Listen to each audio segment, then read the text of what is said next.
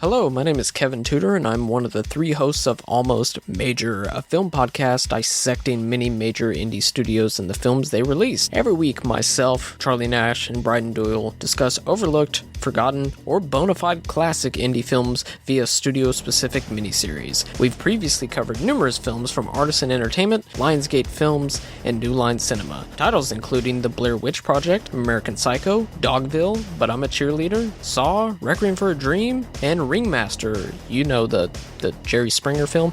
Anyways, we have a fun time every week and we hope you will join us. Subscribe to Almost Major wherever you get your podcasts. Now proudly a part of the Someone's Favorite Productions podcast network.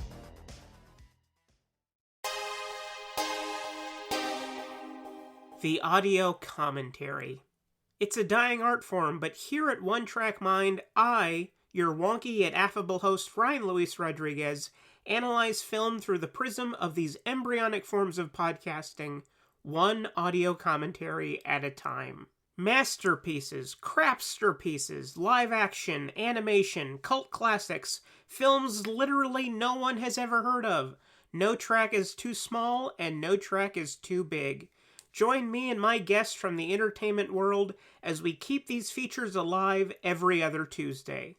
Hey, who else is going to discuss Bill and Ted's Bogus Journey one week and Citizen Kane the next? Us, that's who. Sure, you have to put up with my voice, but there's a certain give and take in this industry. That's One Track Mind, part of the Someone's Favorite Productions family and available wherever you get your podcasts.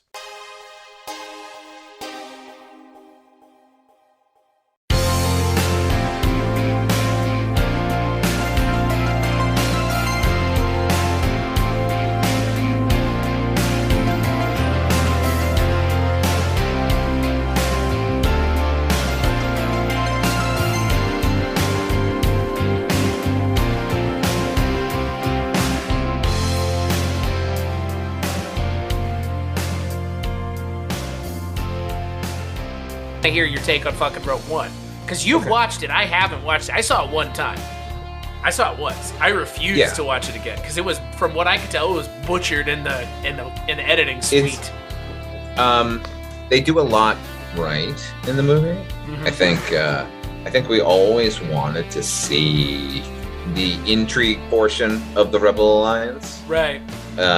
What did the Bothan spies look like? Is the question that movie's answering. Yeah, no, not necessarily that, but there are stories to be... Not necessarily that, but not that. Yeah. Okay. Look, listen. Well, it's weird. Like, smart guy. A lot of stuff pre-New Hope, post Return of or Revenge of the Sith is like Death Star related, like Death Star focused, and right. I don't like that. I agree. Like the Thrawn book that I'm reading right now, it's all it ends up being. Is he trying to build a Death Star? He's trying. He essentially finds out they're building the Death Star. Like the whole book is about they're taking this metal, and the metal is the metal that they use to build the Death Star, and it's one of these people realizes the metal is going somewhere in excess amounts than normal, and that's it's going to build the Death Star. So it's Jesus Christ. From A New Hope, right, because the Thrawn book is situated after Revenge of the Sith, but before A New Hope.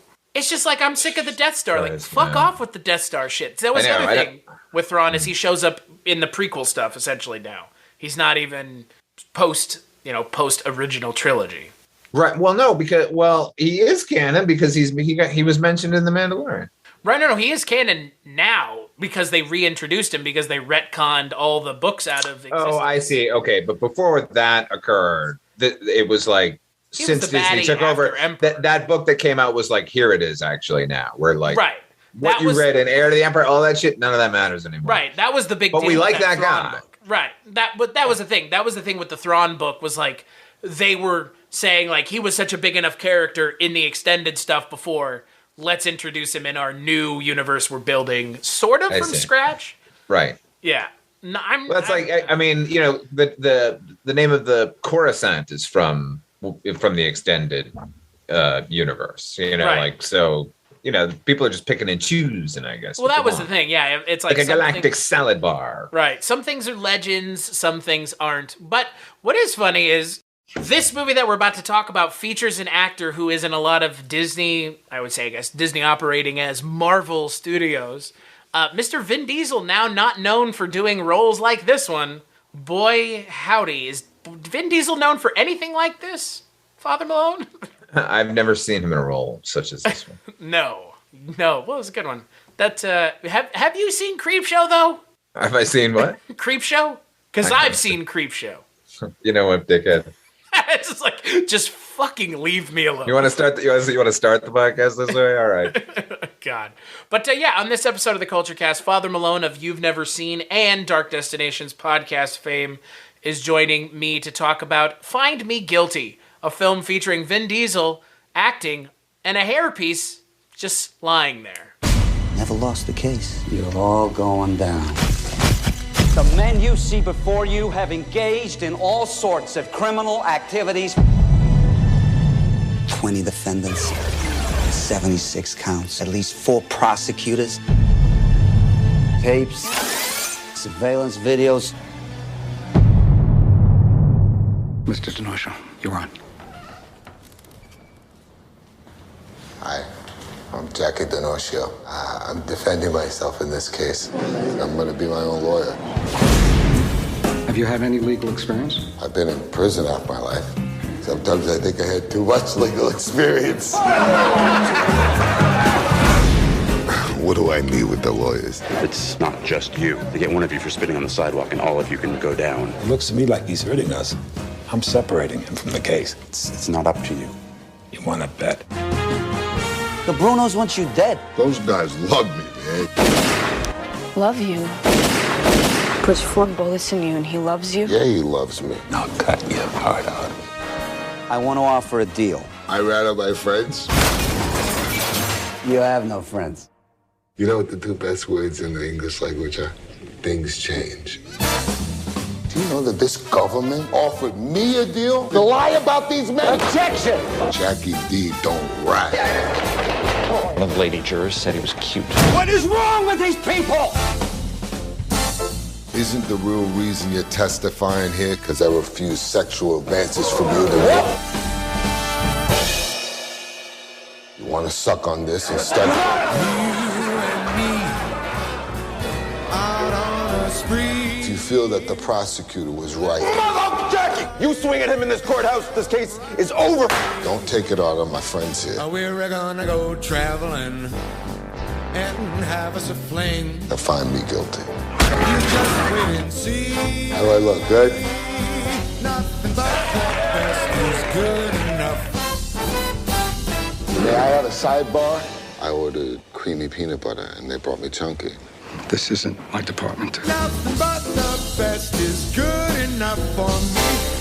So the film is directed by Sidney Lumet, which, elevates it past probably where it would have been in the hands of someone else. And it stars Vin Diesel as Jackie DiNorscio, a real-life gangster who really did represent himself in court against some RICO case stuff.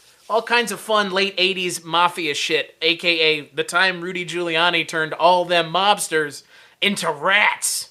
The rats were all jumping off the boat. We'll talk all about it. Father Malone, you have seen The Sopranos, which means there will be some Sopranos talk on this episode because there are a lot of people from The Sopranos in this fucking movie. Everyone in this cast. You won't see the engineer that slams the Nissan Rogue's door 13,920 times. Or the corrosive chamber that simulates 15 years of life in 5 months. Or the Rogue, heat-baked for over 300 combined hours.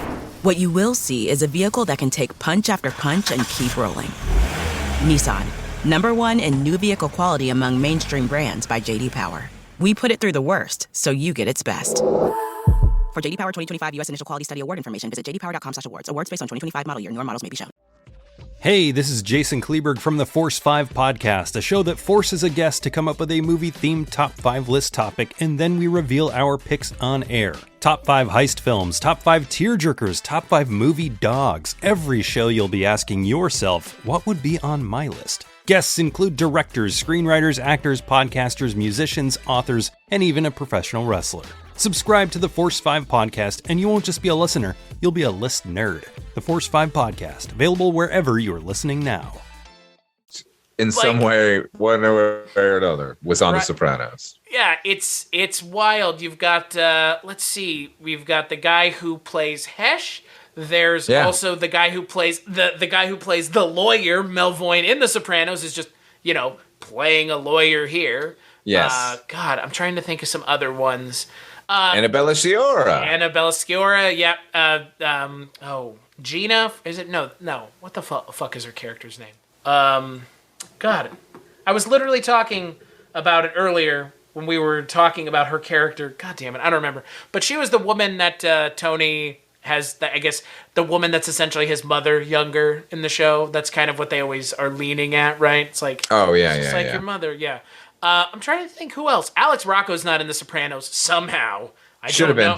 Or he should have been. He's not, but he should have been. Yeah. And Vin Diesel is in this movie. He's not in The Sopranos, but boy. He is in this one. Yeah, right. So, Father Malone, I'm curious, what's your take on Vin Diesel? Because you and I have never talked about him. Not that we've really had an opportunity, because we don't talk about Marvel movies. And that's or Fast and the Furious movies, so... and you'd have to talk very specifically when it came to the Marvel movies. And her character's name was Gloria Trillo from The Sopranos. It was what? Gloria Trillo. She worked at the BMW... oh, right. Yeah. Yeah, I liked her. She was great. Vin Diesel. Okay. Trying to think of the first time I actually saw Vin Diesel in a performance in anything. And when did Boiler Room come out? Like 2001, 99?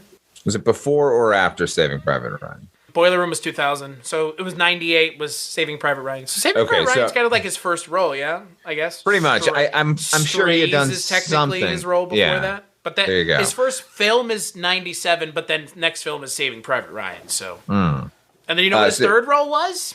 After Boiler Room? No, after Saving Private Ryan. Third role. Pitch Black. Iron Giant. Oh, Iron Giant. Wow. Right, yeah. Right. Okay. So this particular period of time that we're talking about, I was very interested in Vin Diesel as an actor. He seemed very interesting. Yeah. He had the presence, like kind of couldn't. He still has all this, obviously, but I agree. He does have the it factor, where you just want to watch him. So. In a film like Saving Private Ryan in particular, which was an ensemble film, and it was filled with a bunch of really good actors. Like I remember coming out of the movie and thinking like, well, who was that one guy? He was really good. We're going to see more from him. And so I saw that. And then when I saw him in Boiler Room, I thought like, oh, this guy's, he's sort of like paying off in the direction we were kind of hoping he was going in.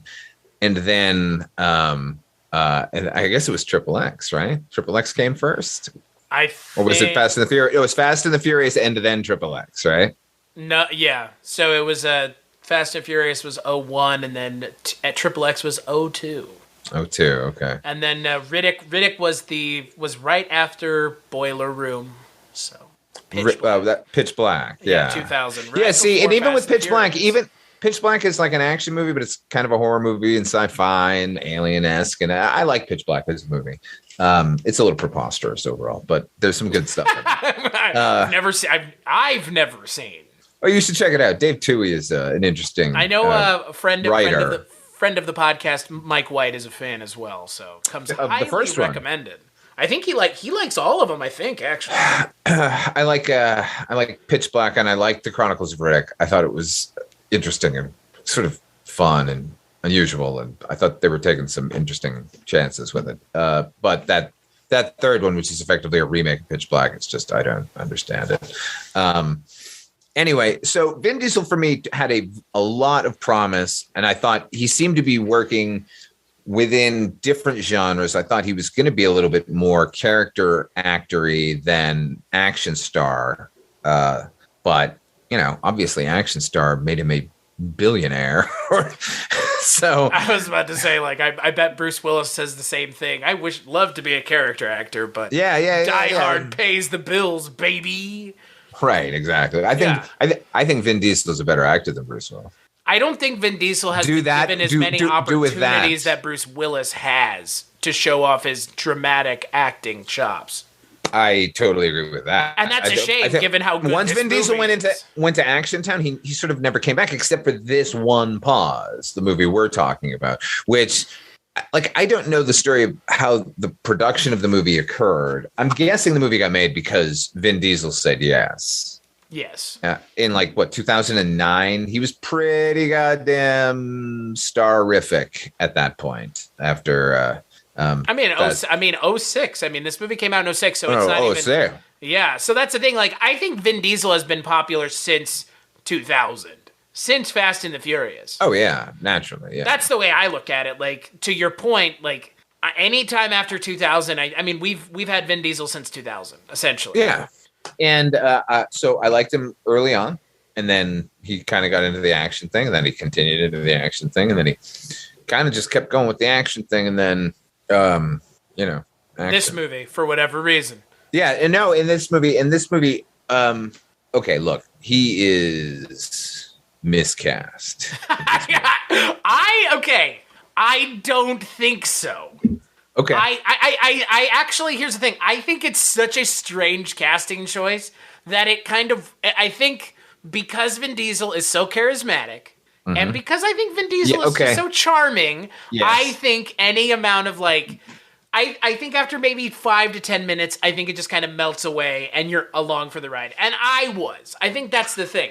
If you're not able to get past Vin Diesel going, hey, I'm a wise guy. Hey, right. Oh, gabagoo. Like, it's kind of, I mean, it is. It's kind of like fucking the bullshit. Like, hey, gabagoo. Like, it is. Yeah. But, like, you know what? I've never seen Vin Diesel do it.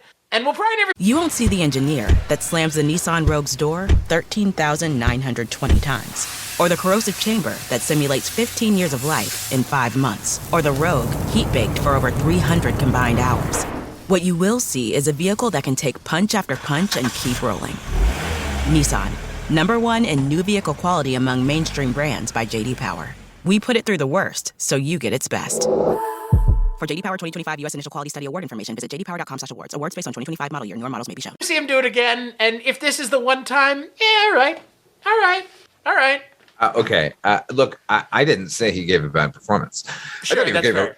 I did think he gave a really charming and decent performance. I think he avoided a lot of the things that you were just saying, as far as it's written into the script, the kind of character that he is. Hey, I'm from the neighborhood kind of guy. He's the guy. He's Paulie Walnuts. I mean, he's kind of Paulie Walnuts, right? Like, he is, but I think Remember When stories, like, right. But he underplays those things wisely, right? In a movie where a lot of people are allowed to not restrain themselves, let's say.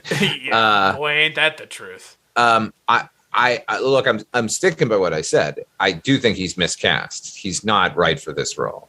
I agree with the character over and over and over again.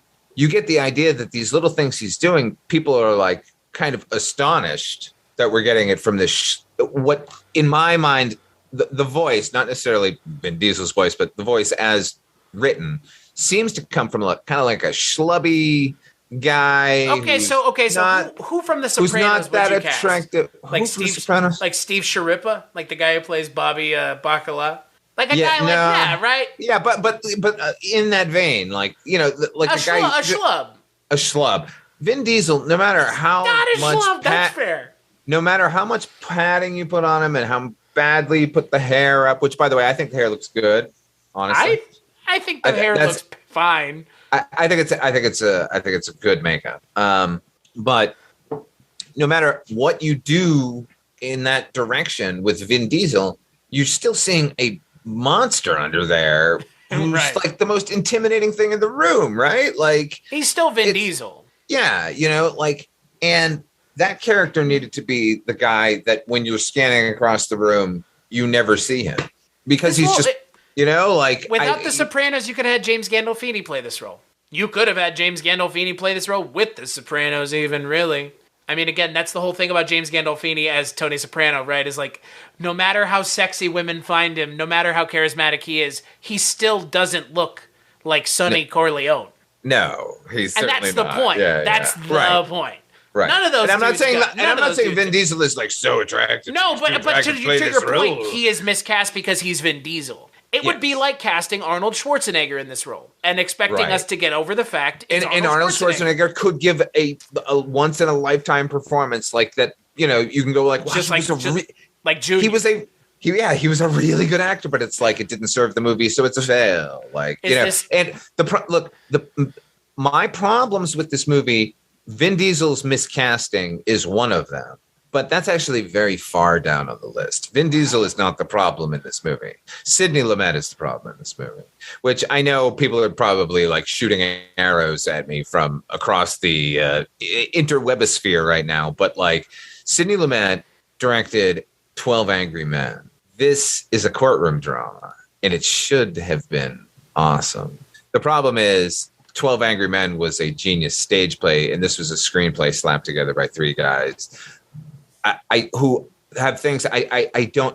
honestly don't know what they're trying to say with this other than as a slice of life thing, because if it is this sort of like, you never knew who can like save the day kind of a thing, like they undercut it by casting an action hero in their role, you know? Fair, yeah. Or like,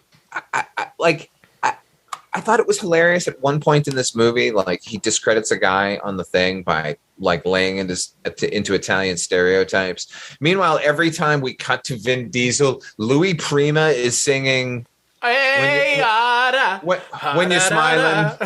It's the same song over and over again. It's like all the depictions of the Italians. Look, it's not sort of like aggressively offensive or anything, but like it's a little borderline. As an Italian myself, I'm not sure I'm offended, but to be fair, while I was watching the movie, I had my little monkey on my organ grinder that I was playing, and I was singing the Tarantella. So I mean, what do I know? And I was also stomping on grapes. So what do I really know? Now get back in your gondola and leave. Yeah, please. Go back to the fucking island, you boot-heeled freak. I think I wanted to like this movie. I really did. Yeah. Yeah, I mean, look, there's a lot to recommend it. There's a lot to recommend. It's not bad, as far as an underdog story goes. Sure. It's you know what it is? We talked about The Sopranos already a little bit. This doesn't get made without The Sopranos being popular. Oh, no. It's like it also feels... How do you say Sopranos adjacent, Goodfellas adjacent? It's trying to be that. The dialogue is written in such a kind of quick, smart way. Everybody thinks they're so fucking smart when they talk. Why you get so fucking fresh, as our good friend Mr. Billy Batts, Phil Leotardo, Frank Vincent would say, but shockingly not in this movie. Right. Where's he at? Where's Frank Vincent at? He was working on The Sopranos at the time.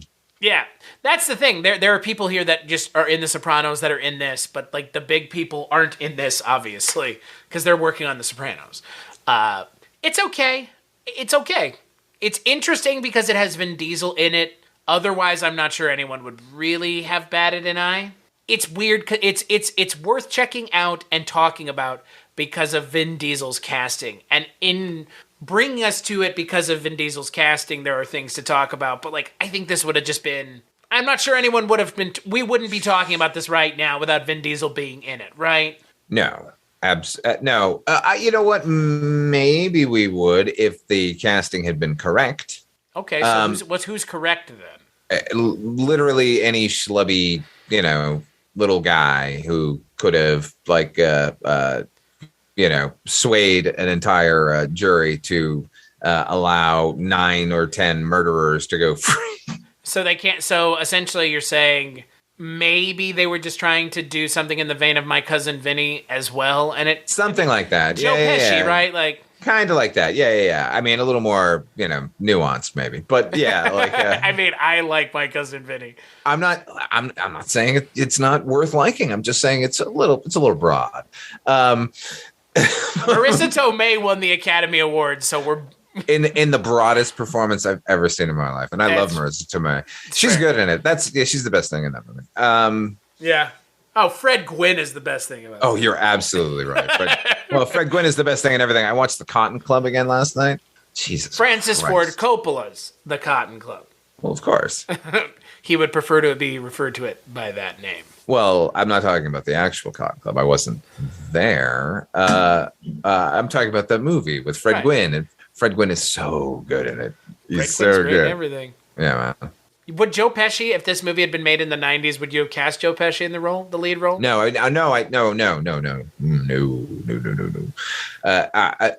very decent character actor should play this part.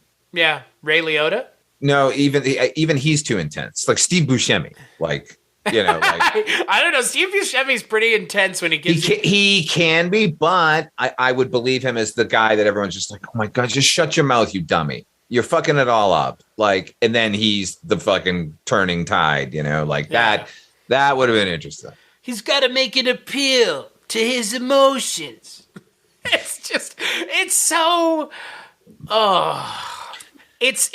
fucking ham-fisted. It's so ham-fisted. And it's so like you said, slice of life. Oh, the gangster's gonna represent himself and make a mockery of the American court system. That is an interesting idea, and they go and they did it nowhere with it. Right, and that whole this is a circus sort of idea. Like The Godfather does it better in the second movie. The courtroom is circus. Yeah, where it's like, oh, here's this. Here's my what is it? Frank Pentangeli's dad is here. That whole thing where it's like all just for a show. Yeah, dude. They don't need to look. This movie must have seemed like a fucking slam dunk. Mm-hmm. I know that's in the time of the feels. Sopranos, and it was like we've got Vin Diesel. It's Sidney Lumet who made Dog Day Afternoon and fucking Serpico. He worked with Pacino twice. Yeah, man, and he's doing a gangster movie in New York City, and it's a period piece. We got it all. No, we don't have it all. Okay, let's start talking technically. This movie is ugly. It is an ugly movie. It's very brown. It is not only very brown. This is the most frequent thing we discuss whenever I'm around. Set bound. Oh my god! The place where looks like a set. Everyone looks like they're wearing a costume. Nothing looks real. Even when they're outside on a real location, it's shot so like flat. I'm boggled. Like the cinematographer now mainly works in television. He belongs there. That's what I kept thinking when I was watching this movie. It's like this looks like a episode of Law and Order. Of Law and Order, like a not even dynamically directed episode of Law and Order. Like early 2000s Law and Order. It is so statically shot. And takes go on and on and on, where characters are doing nothing in the frame, man. Like, I don't want to watch Vin Diesel thinking. I don't need to. Is it weird that we're talking about a Peter Dinklage movie right now, too? Boy. He's great in it. Yeah, he's great in it, but I just don't understand why. I don't either. I don't get it. Like, I was happy he was there. He's a great actor, but like, yeah. I mean, there's some good performances in this, but in Alex Rocco in particular, I just love Alex Rocco. Right. So menacing without having that guy. That's the thing, man. I'm talking about The Godfather. We're talking about Mo Green right here. He's like a really funny comedic actor, but can also bring the menace. That's rare, that combination, I think. Yeah. He's real good. Anyway, so the look of the movie is just utterly it just looks like a sitcom to me. Like, it looks very much of the time and place when it was shot and made mid 2000s. Like, I think of other things around that time, and it's like, this looks very similar to a lot of other set bound stuff. That courtroom where this takes place, in what universe? Yeah, I don't know. And then the Marvel Cinematic Universe, for fuck's sake, because that's the only place where a courtroom of that size exists. It's not in this country. Even in the biggest courtrooms you've seen, they're not this big. This is like they turned a fucking like an amphitheater into a courtroom. Yeah, and blocked off one wall to say that this is the outside. Like, no, it's not. Come on. Look, man. I can think back on a movie like Dog Day Afternoon, and there are scenes in that movie where you can smell the sweat on the actors. It's all so real. And then I was watching the opening scene of this movie where the cousin character comes in to try and kill Vin Diesel's character. And it's like, look at this guy in a costume that they just spritzed with a little water right before he walked onto this set.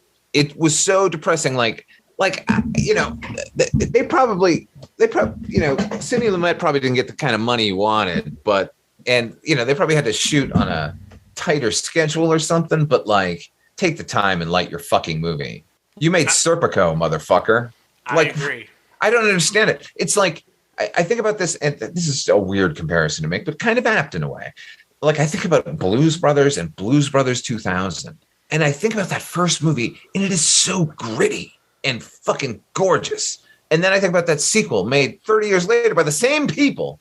And suddenly everyone's on a sound stage, and it's like lit so they can just keep turning the camera around so they can get through their day quicker. Well, why are you even bothering? Don't bother. Sorry. I agree. I don't understand this way of lighting a set, or even constructing a set or designing a set. It looks so fake.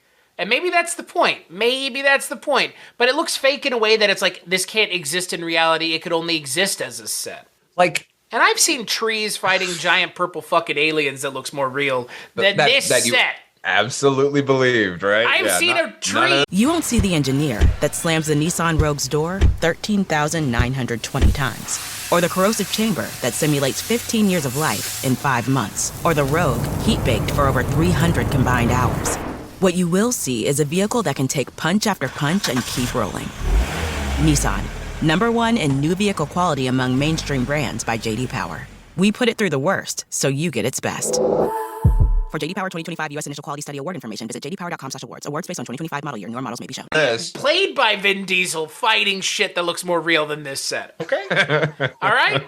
That's where we are now. And they had a Marvel budget. I get it, but come on. You don't have to have... Come on. It's just...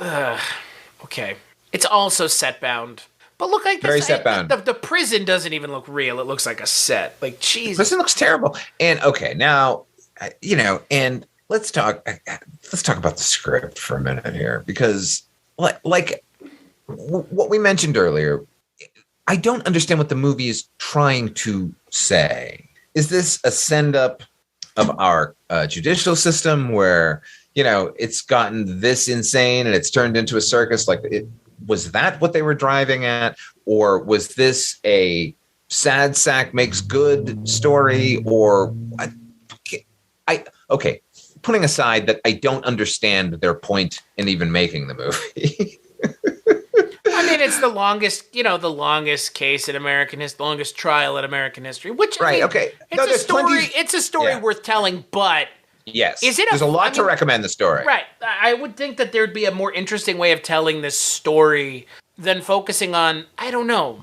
I feel like the Jackie DiNorscio character could be a part of a movie. It doesn't have to be the entire focus. No, I remember the movie is almost over. Like they've read the verdict, and some of these characters I've been watching for 2 hours start talking, and I'm like, oh yeah, these guys are all friends, right? I don't think I've seen them really say anything to each other this entire film. Like, I don't need to have a movie where we explore the inner lives of the nine other people who are on trial with him, but it would be nice to know that there was some sort of community there with these guys. Like, right? Right. Not going to give them anything. One of the people that Jackie DiNorscio probably ran around with was Paul Vario of Goodfellas. Right. Yeah, there's a lot going on that it's just like... And it's all, and it's a bottle movie. It's all takes place inside the courtroom. I got that, and there's ways you can make that interesting. Like, say, I don't know, 50 years earlier when he made 12 Angry Men. Yeah. So, there's no excuse for this movie not to be electric. Because there is a lot to recommend. The story is interesting. That guy was kind of an interesting kook, and this did happen, and they all got off. And he totally conned a jury out of sending murderers to jail. Right. I mean, he charmed them, right? I mean, he's a charm. He did charm them, yeah. Right? And that's kind of the other thing. Like, and maybe this is. I think Vin Diesel is a charming guy, but I don't think he could charm people. I think he just is a charming person. You know what I mean? He doesn't have that gift of gab that makes you want to keep listening to him. You want to listen to him because he's got a cool voice. Yeah, that's like in the scenes where he's sort of like, not putting one over on the jury, but sort of like luring them into seeing like, I'm a regular guy, and you should be this is crazy. Let me go home, kind of a thing. Like, those don't always land with me with Vin Diesel. And I think, like, even somebody like Steve Buscemi, I bet could have been a little more charming in that. Not endearing as he needs to be. Right. And, yeah. and again, that's not Vin Diesel's fault. That's part of the miscasting I was mentioning earlier, where that this particular character, as written, called for a guy who seems as if he's a total loser, but can charm you, beyond anything. Like, obviously, this guy was like a captain. Yeah. If they just wanted to cast someone who, again, if you look at what Jackie DiNorscio looks like, also doesn't look like Vin Diesel. What a shocker. You know what they could have cast in 06 that I feel like at the time, not anymore, but at the time, Robert Downey Jr. Really? Kiss, Bang, Bang. I mean, he's kind of playing a schmucky schlub in that movie. But that's the thing. Like, I don't think of him that way any more than you do. I think of him as like a cool ass operator. Like, he's a cool dude. Yeah, right. Like, it's like, but again, than him now. In 06, the days of Robert Downey Jr. character acting are gone. Yeah, the days of Robert Downey Jr. playing the villain in the Shaggy Dog arc are long past. Yeah, man, you're David Niven now. Sorry. Yeah, it's one of those things where he's very very appreciative of where he is now. I'm sure. The hard times are over, boys. Yeah, I remember it thinking like in the 2006, 2007, like they should cast Robert Downey Jr. as Iron Man just because he looked like the ultimate version from the comic. Yeah. He looked like the ultimate version from right. Like Dead to Rights. Totally. Yeah. I wouldn't be surprised if they didn't do a little bit of drawing and looking like that guy. Yeah. But like he could have done this movie at the time. But again, you have to put yourself in the headspace of 06 Robert Downey Jr., not Iron Man, not Tony Stark, not him just Tony Stark all the time now. So, yeah. Yeah. Yeah. It's a fun enough movie, but it does kind of exist as this weird vestigial tale of a time where mobster stuff was back in a big way. Because it was like the early 90s with Goodfellas, and then it had a little bit of a lull. Nobody gave a shit about Casino. We've discussed that, even though Casino's great. And then 99, this new show, Sopranos. Obviously, Sopranos takes like what do you think? 3 years to kind of really get going mainstream? Yeah. Yeah. So that's like 02, and this movie comes out 4 years later, right as the show is ending. Show ends in 06. Right. So yeah, and when he got out of jail, so 2002 he got out of jail. Right. Right. Which I'm sure was news, and then somebody went, "Oh my God, we can make this. This is a perfect story." Gangster tangential, brother. Yeah. The real question is, do you like this or Mickey Blue Eyes more? Oof. This. I like Mickey Blue Eyes. I know you did. I know. It's okay. I mean, hey, it's not terrible. It's funny to watch it and see all the Sopranos actors in that are just like slumming it right before they all hit it big. Let's face it, any gangster movie in the past 30 years, you're going to see some Sopranos actors in it. Like, that's just fair. Can't get over, That's fair. That's fair. Yeah, because Tony Sirico's in with the opening 20 of Goodfellas. Yeah, a lot of them are in Goodfellas. Yeah. Yeah. So I guess I'm curious then, what is kind of, because we've never talked about them, but what is kind of your mafia film of choice? It's not this one. It's not Find Me Guilty, folks. No, it's not. The best gangster movie of all time is clearly Mobsters with Christian Slater. Oh, my God. And Patrick Dempsey. And... Is that the one with where the poster just looks hilarious? They're all, it's Young Guns, but they're in pinstripe suits. Right, yeah. Which is exactly the way the poster tries to sell it. My favorite gangster movie of all time is... the fact that you left Costas Mandylor out is just bumming me out. You know what? I was about to say him, and that's when I started laughing, because I thought, you're really going to say Costas Mandylor on this podcast and prove what a film nerd you are, but I'm glad you said it. We used to have a joke where people would say his name really strangely because, the only other time we've talked about him is in the Saw movies, so... Costas Mandylor. I liked him in his brother. I actually liked him in Mobsters, and I liked him in Mafia, Jane Austen's Mafia. That's not him in Mafia. That's not him as the dad? That's in the flashbacks? No. That's his brother. I'm not even joking. His brother's named like Frank Mandylor or something. Like, oh, well, his brother's better than him. He is. Louis Mandylor. They look very similar. They do, man. But I think Louis Mandylor's a better looking guy. Okay. Favorite gangster movie of all time is probably The Roaring Twenties. If that's going way back, that's a James Cagney film that I absolutely adore. If you want like sort of modern gangster, sure, I was asking just in general. I'm just always looking for good ones to watch that aren't just Goodfellas or Casino on repeat. Yeah, definitely that one. Clearly Godfather. I mean, all the classics. Yes. I watch all those. Trying to think of sort of. You like The Godfather? It's a really good mafia film is a movie called Sugar Hill. If you haven't seen that one, check that out. Oh yeah, Sugar Hill. Good flick. What is? I've seen him. Is that the one with the? That's not. No, I'm thinking of something else. It's not the one with the zombies, is it? Yeah. Okay, that's the movie that I watched for the projection booth. Yeah, it's You're talking about the blaxploitation mob movie, right? Yeah, man. Okay, cool. Yeah, I've seen that movie. That movie's good. I was like, are you talking about the same thing? That's a spectacular film. Not enough people have seen that movie. But they talk about it on the projection booth. Surprising? No, because he'll get to them all eventually. Will he get to find me guilty? I hope so. And I hope he doesn't call. Right. Please, we have no because I don't want to do research more than watching the movie in this particular movie. That's fair. But it is an Alex Rocco movie, so it kind of puts itself in a different spot. Yeah. Look, there's nothing wrong with this movie. It is a very good made-for-television movie. Is what competently made. Yeah. There are really there's seems to be like no stakes, like there seems to be no gravity at all in this movie, like no sort of moral compass at all, really. No, I mean the entire conceit of the movie is kind of nuts.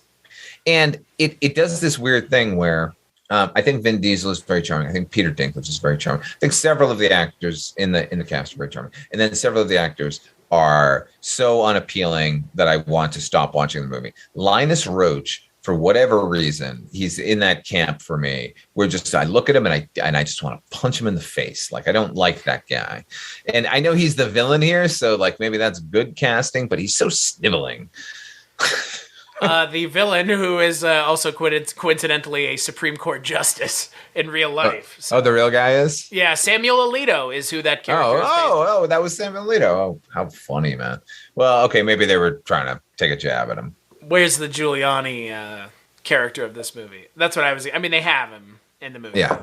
Yeah, I don't know. I expected... I don't know if I expected more, but I expected something a little bit better than what we got, which was a very neutered...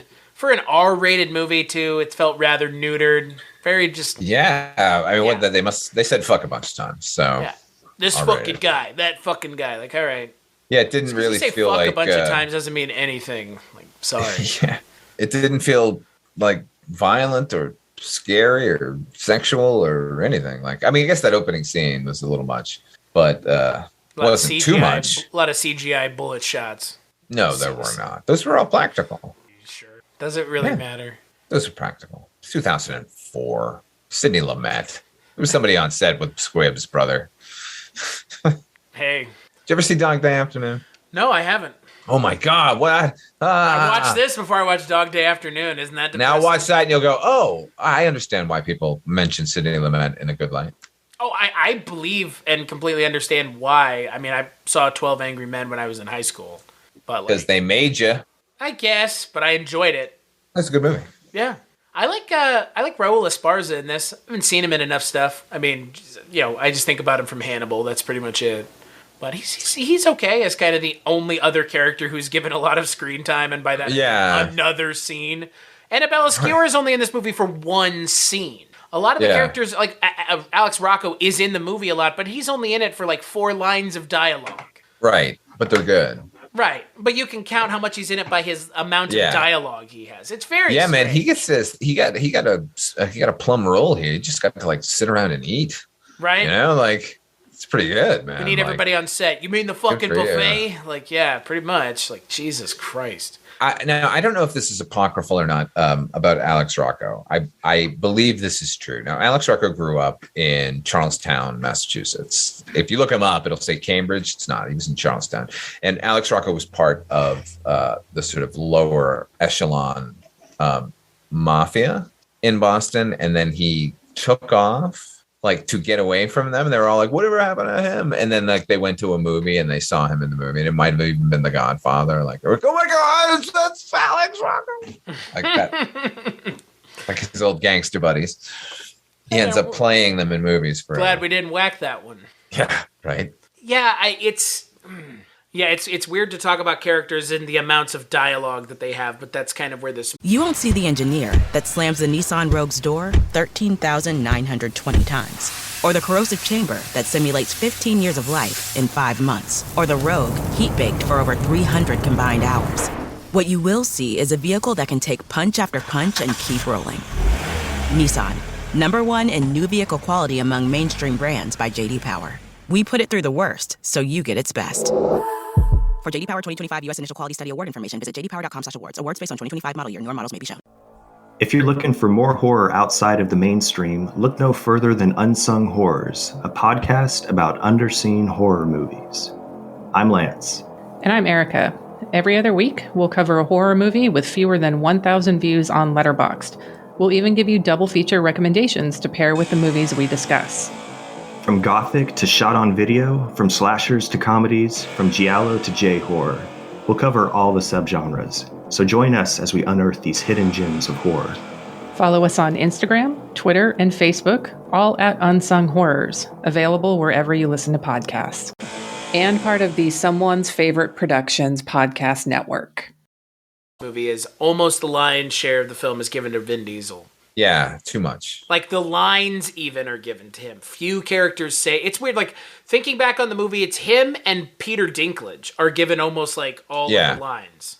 And Peter Dinklage's characters, lines aren't even all that great. I'm sure, look, they make pains at the beginning to let us know that most of the court dialogue is from the transcripts. So right, directly from the transcripts. Right. But it does suffer a little bit. And this is circling back about, you needed a more charming person than Vin Diesel, like in the role, that it's like Star Wars humor. Like you watch the Star Wars movies and somebody makes a joke and people laugh and you go like, ha ha ha, like that was funny, I guess. Like, right. Like, oh, yeah, I see. Like you characters you don't understand humor laughing at things that aren't funny. It's in the structure of a joke, so you go like, okay, I get that was supposed to be a funny moment. Like that's what it felt like whenever Vin Diesel was in charm mode and the people were like chuckling and like, oh, isn't he adorable? I just kept thinking like nothing he's saying is interesting. He gets up and starts with that lame joke about his wife's twat, like in the Jesus Christ, this belongs to the butcher. Like I was just like, I guess he must have done that, the guy, but like Vin Diesel doing it makes me think like, what are you doing? Sit down. Hey, I'm talking about my wife's pussy, huh? Yeah. What the fuck is this? I have concluded my opening statements. Like, I don't know. They should have, this movie either needed to like, once they cast Vin Diesel, it should have like, they should have changed direction in some way. Like they should have made it crazier. I don't know. It's, I felt like at the end of that story, you should have been like, and don't forget to tip your waiter. Good night, folks. Yeah. It's Shaky Green. No, they called him that the next day. It was like, we got Shaky Green out there. Like, the thing is like, okay, it's funny because the court transcript dialogue feels fake. Right. It feels out of place. Yeah. But it's real. Like, it is real. It's stranger than fiction, as one might say. Right. Isn't it crazy this guy was talking about his wife's pussy in court? Like, right. You know what it probably is? It probably doesn't feel that bombastic anymore. Like, there's also that. Like, what a quaint time that's all people were talking about in court. Like, that's the thing. It's like to Sidney Lumet, like I'm sure he was thinking like, wow, yes, like could you believe somebody was doing this in court? And it's like, after And Justice for All came out in the 70s, like that type of picture, you got to be doing some crazy motherfucking shit in that courtroom in order to show us what a circus a courtroom can be. Like, you know, there's some nuance in just showing things as they were, I guess, but like not like this. It's the tone of this movie never takes shape. The pacing just seems languorous. It's overly long. Like as long as the trial. You know the difference between you and me and the jury on this in this particular story? They got paid to sit there this long and watch this trial, man. Jesus Christ, it goes on and on. I don't know. And then at the end, they all hug and kiss. The mobsters, they're just part of our community. They eat the same gabagool as us. The same prosciutto and mozzarella's on my table that's on theirs. Oh, it's such quaint nonsense. Like, fucking get out of here. I agree with Pass around the plates of antipasto while you're at it. Oh, like fucking come on. Guys, come on. And then my favorite part of the entire movie, they bring him back to prison where he basically gets a standing O from the Gen Pop. Yeah. You know? Jackie DiNorscio, and he's like, they love me. It. You're still in here for 30 years. We can't believe what a champion you is. You know what they say? Never rat on your friends, Henry. Don't rat on your friends, Henry. Yeah. Hey, this is what happens when you don't rat. You sit in jail for 30 years and you fucking rot. Okay? Henry Hill had it right. Henry Hill was right. Ain't gonna if the push comes to shove, they're gonna fucking rat on you too. So who rats first? The end of this movie should have been a Futurama type sting, like, remember, don't rat. I mean, that's what this movie is don't rat, and if you're a criminal, as long as you can woo the jury, you're not going to jail. Well, you're going back to jail. Right. Find me guilty. Find me guilty. Like, what is that? That's not it's not the transitive property, motherfucker. You don't just go, well, their crimes are mine now because I said it. Like, no. How much of it was that he charmed the jury, and how much of it was the jury after 2 years was like, what can we do to get out of here the quickest? Right. They were like, you know what? The government has been wasting our time. Yeah. Like, that would have been my stance. Like, fucking, I don't give a shit. Like, this is a fucking monumental waste of time. Right. Because this is a RICO case, right? It's not like specific murder charge, right? It's they were just like, together. We want to indict them on this other thing that encapsulates a bunch of shit and put them away for a long time. And they were like, oh, I'm so tired. I just want to see my kids. So here's what happened in the 80s. The mafia got turned into a bunch of rats, and they were paid by the U.S. government to continue to commit crimes as the trials were put together for RICO cases so that they could send, a couple hundred dudes to jail, maybe, for a while. I mean, this character essentially would be getting out with Tony Blundetto and all those dudes in The Sopranos. That's what they were talking about, where all the dudes who got popped in the 80s coming back. Phil Leotardo, all those dudes. Yeah. So that's also where it's man, anybody could have done this better, but I don't even know if that's true. Because this story is just so muddle-headed from the fucking jump. It's not funny, but it is funny at times. It's not good, but it's not great. It's just okay. And you need to be more than that anymore. Like, it never finds a voice of what it wants it to be, other than, like I said, like sort of this slice of life thing, and that's fine. But that ain't a movie. Make it a miniseries, And how can you write mobster characters like this in a post Goodfellas and Sopranos world too? Like, writing them this stupid and unrealistic. Like, it's just, again, it smacks of people who don't understand characters that they're writing, and they don't understand how to write characters with nuance. Because I'm sure the real Jackie DiNorscio was a much more nuanced human being than the Vin Diesel talking about his wife's pussy. Like, yeah, and if we're gonna have two scenes with two characters who the opening is one trying to murder the other, and then the other one is effectively forgiving him on the stand. Shouldn't we have seen a little bit more interaction of those two characters? Maybe one flashback, instead of just told through dialogue. Him just going like, "Don't worry, he's my cousin. We grew up together." Like, he's a junkie, but I love it. Hey, I don't know if anyone knows this, but you're making a movie, and this is a visual medium. Like, you can show us these things. We don't necessarily. Mascara, only one scene. Sorry. Right. It's again, I've met the roles in this movie are not measured by scenes as much as they're measured by lines of dialogue because so little happens outside of Vin Diesel just going, I'm a gangster, da-da-da. Like, it's not bad because, again, Vin Diesel is such a charming guy, but it could have been a lot more than this. It could have. Yeah. It is. I'd like to stress again, it's not even that it's Vin Diesel's doing that thing. It's that they've written that character that way. And that's, and all of the characters. The Vin script Diesel's just being asked to do it. Yeah. The script is poor. Right. If you just gave me transcripts of the trial, I would have a better time. Like, or an audio book where Peter Dinklage reads one part and, Vin Diesel reads, just that would be fine. But like, as if I'm not sure why I needed to see this as a movie. Like, I didn't take anything away from this. Reading. Yeah. The table reading must have been awesome for this. That would have been, film that and show it to me because it would have been more dynamically directed than the movie that we got. Jesus, I feel like I'm skewering poor Sidney Lumet here, but like, It's late stages, Sidney. Yeah, man. You know what I mean? Like, I get it. I get it. I've seen late stages Scorsese, man. Like, I've seen The Irishman. I get tonally inconsistent and all over the place. Like, I don't need to see a 3-hour movie to know that movie is tonally inconsistent. But I've seen a 2-hour movie and it's very tonally inconsistent as well.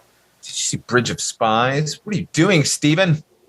I don't know. You made Raiders of the Lost Ark. Yeah, Scorsese made Goodfellas and Taxi Driver and everything else, and here we are with the 3-hour Irishman. Yeah. So skip it or watch it. Oh, you know what? I'd say watch it. I think as interminable as the movie is, I think Vin Diesel. I think if you have only ever seen Vin Diesel as an action guy, I think the phenomenon you describe after about 10 or 15 minutes of watching him in this movie, you kind of that drifts away, and then you get an actual character played by an actual skilled actor, as miscast as he is in this particular part. He's not the worst thing in the movie. Check the movie out for him and for Peter Dinklage, and for a lot of those character actors actually, and for some of the transcripts, because all the drama that was fictionalized is just sort of the stuff we've seen 1 million times. That scene with him and his wife in the cell was the most boring thing I've ever seen. How many times have we seen a wife asking her in jail husband about that? It was just, anyway, skip it. No, see it for Vin Diesel, but skip it if you already know Vin Diesel is better than he's portrayed. Yeah, I would say watch it because of the Vin Diesel performance, but it's almost the only thing. I mean, there's some great actors, but they're not given much to do. No. And that's a shame because you have, like we said, Annabelle Sciorra, Alex Rocco, Vin Diesel and Peter Dinklage are both great in a lot of things that they're in. But it's just a strange, weird little movie of a time gone away where you could make movies like this and release them in theaters. Yeah. That was the shocking part of this. To think that this was expected to draw crowds of people to sit and watch in movie theaters. Like I said, this is television entertainment at best. Yeah, I agree. So on that note, that is the end of Comedy Mafia Month. So we'll take a break. We'll play a preview for the first episode of, well, we'll just call it Begley February. So yeah, next month we're going to be talking about Now You See 'Em, Now You Don't, a film that stars Ed Begley Jr. and Kurt Russell. That movie stars Kurt Russell. Ed Begley is a minor character in that film. Well, hey. But he's good in it. He's real good in it. He's really good. Ed Begley is always really good. And seeing him that young is a shock. He's got like long floppy hair and stuff. I love that movie. Go ahead. Yeah, no, I'm looking forward to watching it. And the entire month of next month is programmed by our good friend, Mr. Mark Begley. So it's a little ego stroke, I guess. I don't know. Begley's in the movies, brother, I guess. Who knows? But until then, Father Malone, where can people find you on the internet? Check me out at fathermalone.com. That is a link tree where you can find my podcast, Dark Destinations. That's a half-hour radio drama that I write and produce. There's also links to my YouTube channel and the other podcasts that I do. You can hear, I don't know what, Dreams for Sale? We do that one, right? Yeah, we do all kinds of stuff. Yeah, we do a bunch of stuff. So, fathermalone.com. As for me, cstachiw.com, cstachiw.com. I have to spell it out because Father Malone and Mike told me one time I should. And they're right, I should. So now I do. Yeah, man. Yeah, because, wait, you don't know how to spell my last name? Shocking. Most people don't. But yeah, that's where you can find, like Father Malone said, a lot of stuff that I work on with him. He's been on some episodes of Scary Stories We Tell, talk about some weird stuff. But yeah, cstachiw.com as for this show. Kulturecast.com, patreon.com/Kulturecast for Patreon stuff. If you're into it, cool. If not, it's 2022. I get it. People are struggling. So don't give me your money. Put it in your own pocket and do whatever the fuck you want with it. Because I'm not going to stop making this show just because I'm not getting money. What is that? That's not the real artist, right, Father Malone? Do you stop because you're not... You get paid? Who pays you to make Dark Destinations? 0 people. But yeah, and Father Malone, thank you as much. Thank you as always for joining me. Yes, sir. And we will catch you on the next episode.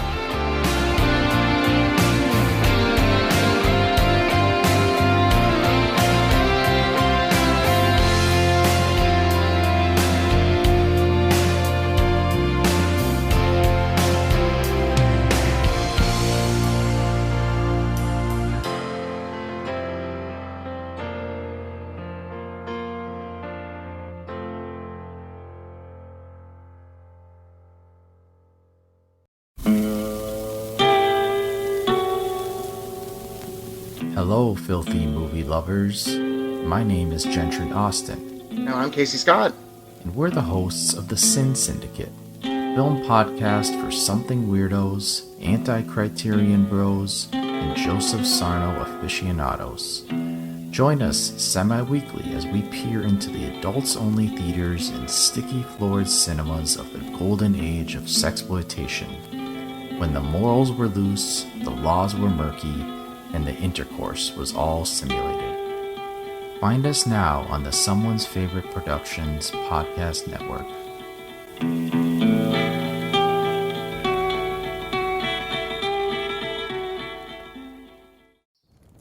Have you ever wanted to dive deeper into the horror movies you love? Beyond the Blood is a horror podcast for fans who want more than just surface-level screams. We do deep dives into the movies that shaped us, digging into director commentaries, behind-the-scenes stories, deleted scenes, and the special features that most people skip. Each episode is a love letter to the genre. We break down how these films were made, the creative risks that paid off or didn't, and the lasting impact they've had on the genre as a whole. From 70s slashers to modern nightmares, we celebrate the craft, chaos, and characters that keep us coming back. If you're the kind of fan who rewatches movies with the commentary on, or you simply grew up in the video store horror aisle, the Beyond the Blood podcast was made for you. New episodes every single week. Subscribe, and let's dig deep. Welcome to the Beyond the Blood podcast.